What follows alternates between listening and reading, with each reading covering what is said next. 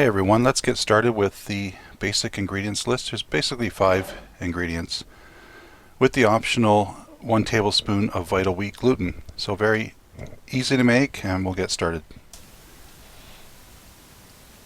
So to make my bread making a little bit smoother process, I've made a little kind of toolkit of the basic starter ingredients that I use pretty much every time. So sugar, salt, vital wheat gluten, flaxseed, and yeast, which I normally keep in the fridge and freezer. A tablespoon measurement, half teaspoon, quarter teaspoon, and 1 teaspoon. So that's kind of the basics that you need for, in my opinion, for a toolkit for bread making. Obviously, more ingredients are for other types of bread. So yeah, that's my toolkit for bread making. So today I'm just going to make a standard white bread, no-knead style. You can see I have the scale here and just a regular white mixing bowl. I'm going to put it on the scale and power on and tare it. So now it's at 0 grams, and I'm dealing with weights in grams. So what I need to do next is, if I'm making just the basic white bread, which I do quite often, I'm going to add 500 grams of flour. Just all-purpose white flour, enriched, unbleached. Okay, so we'll just add that.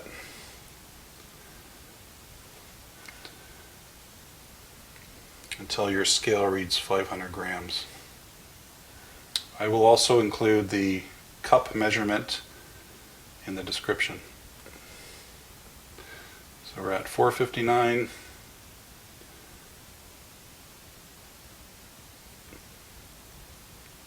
And 504, that's fine.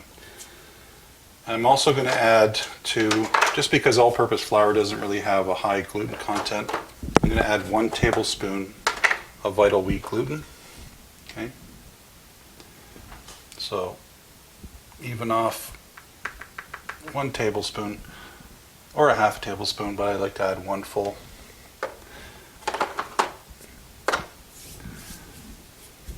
Okay, the next ingredient is sugar. So this recipe calls for 1.5 teaspoons, of salt. So we'll do salt first.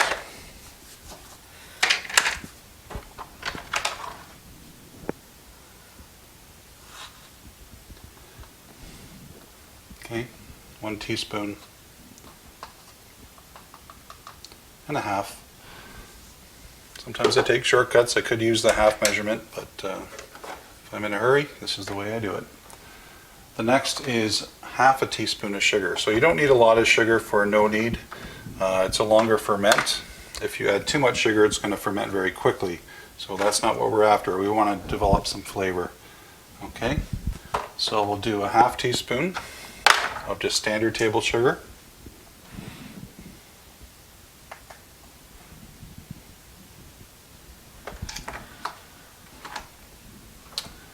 And then for our yeast, active dry yeast, we'll have a quarter teaspoon.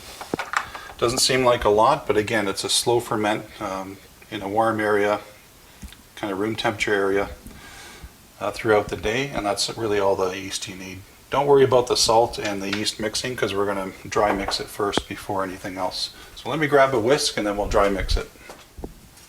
Okay, so we're going to whisk the dry ingredients. I've taken my bowl off the scale because I only really needed to measure the 500 grams of flour at the start. So once you have your basic measurement, you can kind of put the scale off to the side and proceed. So I'm just going to dry mix with a whisk.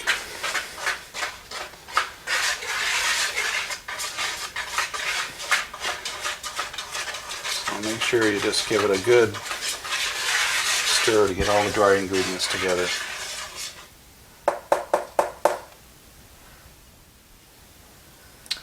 So the dry ingredients have been mixed. I'm just going to add now 400 milliliters of standard tap water at room temperature. Okay, it doesn't have to be heated up. Again, this is a slow ferment, no-knead, so there's no need. We'll add that. Then what I have here is a dough whisk. They also call it a Danish whisk. I have 2 different sizes. This one's a large. Does a really good job of incorporating all the ingredients wet and dry. So we'll just give that a good slow stir. Let all the ingredients come together. And make sure you get all the dry flour from down below. And it's going to end up looking pretty shaggy, but just give yourself half a minute to a minute of mixing, and then I'll show you the next step.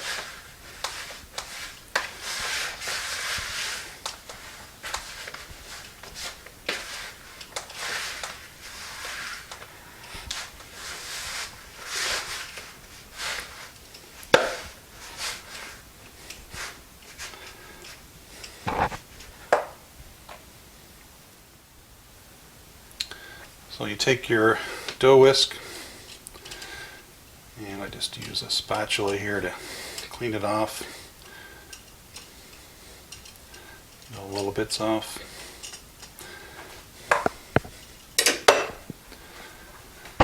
And what we'll do is just kind of turn it over and work it a bit.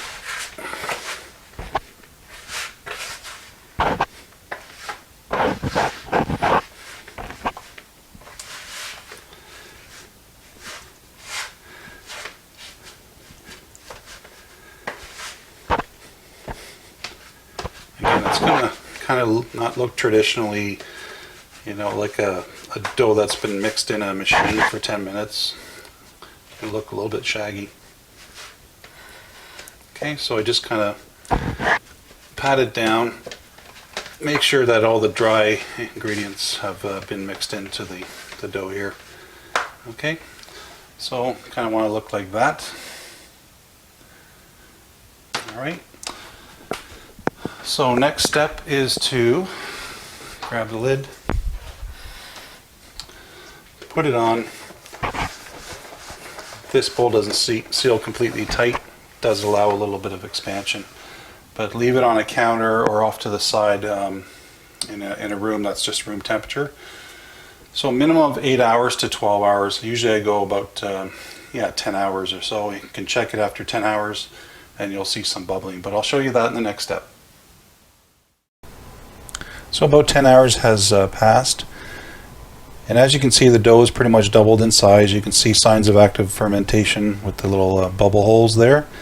And the good thing about no-knead process too is it's a very easy cleanup. You're not dealing with bread machines and stand mixers and all the other tools that you have to do a cleanup on. Basically, you have a bowl and a cutting board or your work surface. It saves a lot of time. The work is at the beginning, at the end, and in between you're just waiting basically. So here you can see I'm just taking it out of the bowl onto a floured cutting board. I just give it a couple of rolls with the spatula first to get it coated in a light layer of flour. It makes it a little bit easier to work with once it's initially coated like that. And here you're just stretching it out, punching it down, getting some of the air pockets out of there. Eventually you're going to shape it into whatever shape you want, but generally to fit in the loaf pan that I use, kind of a log shape basically. So just work with it. You don't have to work with it too much, basically less than a minute of just forming it and punching it down. Roll it a few times.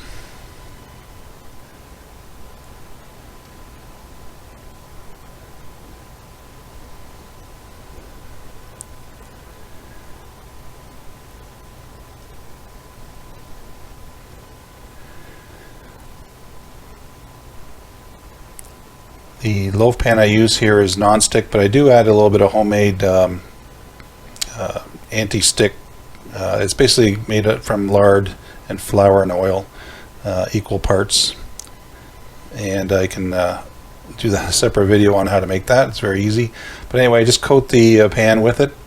Now you can, feel free to bake the loaf on a pizza stone or a sheet pan with parchment paper, or ever which way you want to bake it. But I like these loaf pans that are a little bit longer. It kind of gives you a standard size loaf.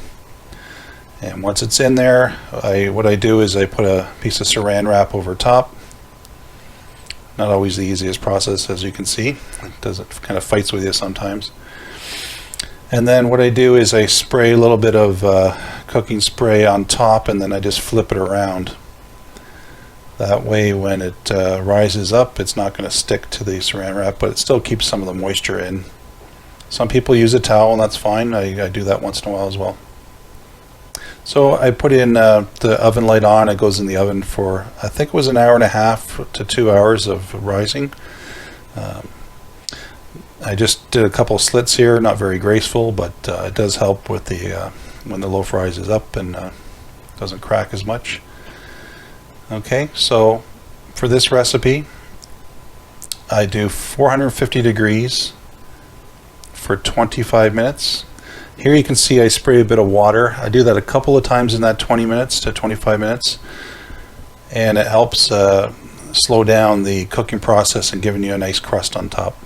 So you don't have to do that. Some people put a dish of water, hot water, underneath on the bottom rack just to keep the moisture in the oven, because you'll end up with a nice golden crust on top, as you can see. I'm just going to do a bit of a close-up here so you can see what it looks like. Gives you a nice crunch.